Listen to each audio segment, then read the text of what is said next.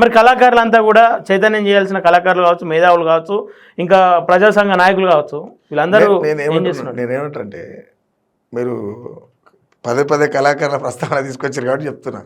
కళాకారులంతా కూడా కడుపు నింపుకునే పనిలో ఉర్రు. ఓకే, కళాకారులంతా కడుపు నింపుకునే పనులు ఉర్రు. ఏ పార్టీ ఉన్నాడు ఆ పార్టీ ఉన్నాడు, కళాకారులు ఆడరునా?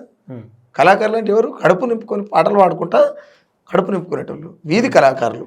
వీధి కళాకారులు వీధులలో ఉండకపోతే ఉద్యమాలు ఎందుకుంటారు కదా? అనేక మంది బహుజన యుద్ధ నౌక అని చెప్పేసి. నేను ఏమంటాను, ఎవరైనా కావచ్చు, ఏ నౌకైనా కావచ్చు, ఏ నౌకైనా సరే, నేనేమంటున్నంటే మీ గొంతులని సాని కొంపల ముందు ఎందుకు గాండ్రిస్తున్నాయి మీ గొంతులు అంటున్నా నేను. రాజకీయ సాని కొంపలు ఎందుకున్నారు మీరు? మీ జాతి ప్రజలకు అనుకునేటువంటి మీరు ఏ ఆకాంక్షతో వచ్చారు, ఏ ఆకాంక్షతో పనిచేస్తున్నారు? మీ గొంతులు ఎవరికి అర్ణమిస్తున్నారు? ఎందుకు? గొంతుతోని వ్యభిచారం చేయొద్దు, గొంతుతోని వ్యభిచారం చేయొద్దు. అదే గొంతు రేపు మీకు సాగు తెచ్చిపెడుతుంది క్లియర్గా. అదే గొంతు సాగు తెచ్చిపెడుతుంది. ఎందుకు అంటే 4-5 తాటిమాట అయితే కాదు. ఒకసారి అన్నం అంటే ఆ మాట మీద ఉండాల్సిందే. బట్ లేరు కదా ఇక్కడ. వీధి కళాకారులు బతుకు తెరువు వీధి కళాకారులు ఉన్నారు. పేదగా ఉండి బతకలేనటువంటి కళాకారులను నేను అంటలేను. వాళ్ళకి ఎప్పటికీ నేను తోడుకుంటాను. ఒకవేళ నా అవసరం ఉంటే ఖచ్చితంగా నేను వాళ్ళకు పేద కళాకారులు ఎవరికైనా సుఖరామ నరసే తోడుకుంటాడు, అండగుంటాడు. దాంట్లో డౌట్ లేదు. సారథిలో అంటే ప్రభుత్వ ఉద్యోగంలో ఉన్నటువంటి కళాకారులకు సమస్య వచ్చినా సుఖరామ నరసే ఉంటాడు, దాంట్లో డౌట్ లేదు. బట్ నేనేమిటంటున్నా మాకంటే ముందు వరుసలో ఉన్నటువంటి గాయకులు, రచయితలు వీళ్ళంతా ఎవరైతే ఉన్నారో మీరు ఏ తొమ్మ చూపిస్తారు బై సమాజానికి?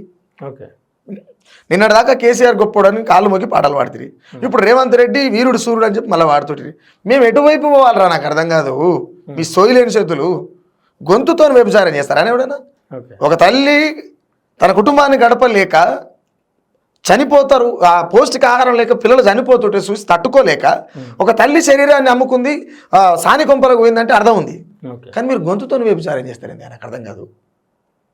వ్యభిచార గాయకులు చాలా మంది ఉన్నారు. ఇది నేను ఎవరి గురించి మాట్లాడుతున్నా వాళ్ళందరికీ ఎరికే. ఎవడైతే ఈ కథలు పడుతున్నా ఆ కథల పడుతులకి ఎరికే వాళ్ళు. అంటే ఇంకోటి తెలంగాణలో చాలా చాలా దుర్భరమైనటువంటి స్థితిలో బతుకుతున్నటువంటి పేద కళాకారులు ఉన్నారు పాపం.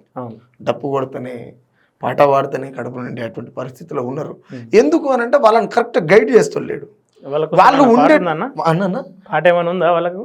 నేనేమంటే వాళ్ళు కరెక్ట్ అయిన వేదిక మీద లేరు.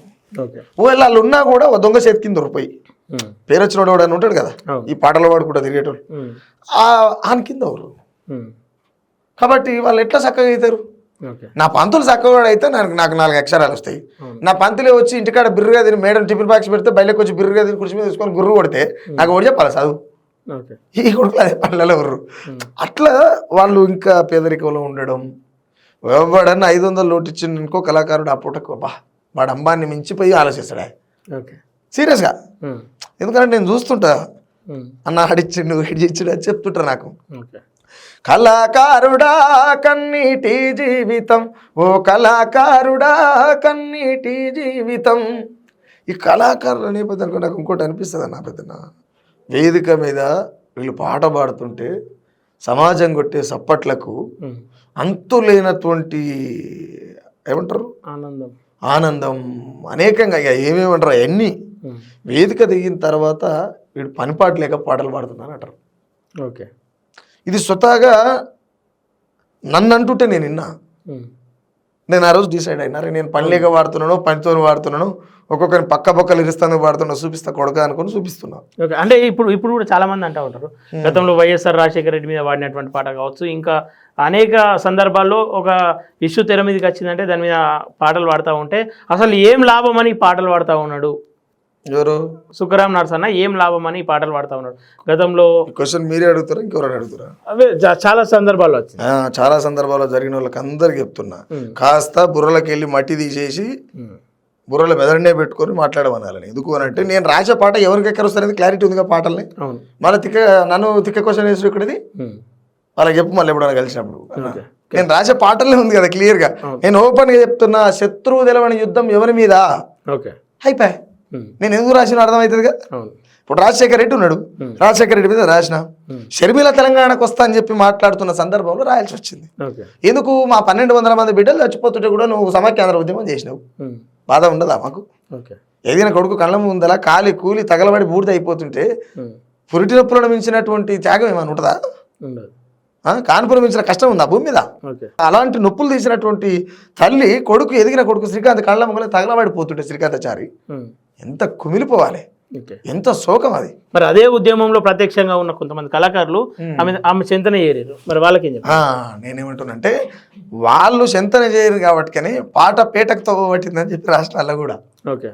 నేను ఓపెన్గా చెప్పిన అలా. ఎందుకనంటే ప్రశ్నించే పాటలు పాడే కవులు గాయకులంతా పాటకు పేటకు తవ్వబట్టినటువంటి పాటకాలని నేను అందరూ రాసిన సందర్భం వచ్చినప్పుడు కూడా నేను అలా ఏందో పదం రాసిన, రందిలేని రాజ్యం అంటూ గట్టిగా గప్పాలు గొట్టి అంచుదోతి పంచగట్టి రైతు పాదయాత్ర పెట్టి రైతన్నల మభ్య పెట్టి ఆకలి పేగుల శోకమయమ పాశం వాయన పాపము దాగపాయ పావురాల గుట్ట చేరే ఎక్కడి రాజన్నరో ఎవ్వని రాజన్నరో. ఈ పాట కూడా నేను రాయకపోదు అసలు. యాక్చువల్లీ ఎందుకు రాయకపోదు అని అంటే నేను వాళ్ళ మీద మాట్లాడుతున్నటువంటి సందర్భంలో వాళ్ళు నేను మాట్లాడిన దానికి సైలెంట్గా ఉంటే ఏమవునో తెలియకపోవు. వాళ్ళు నన్ను గెలికిరాళ్ళు. సుఖరామ నరసయ్యని గెలికితేట్టుంటుందో ఈ 10-15 ఏళ్ళలో చూపించిన. ఓకే.